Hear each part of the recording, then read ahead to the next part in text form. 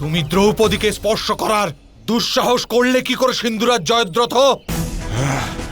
তুমি স্বপ্নেও কি রূপে ভেবে নিলে যে তুমি পাণ্ডুপুত্রদের পরাস্ত করতে পারবে? তুমি ভাবলে কি করে যে পাঞ্চালী স্পর্শকারীকে দণ্ড প্রদানের জন্য অর্জুন আসবে না? দেখো, আমি উপস্থিত। আর যখন অর্জুন প্রাচীর হয়ে দাঁড়ায় তখন স্বয়ং পবন দেবতাও পারাপার করতে পারে না। তুমি তো কেবল এক মানুষ মাত্র।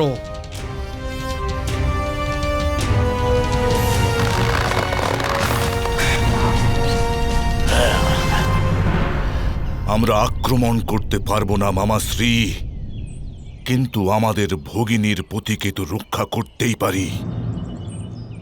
আক্রমণ!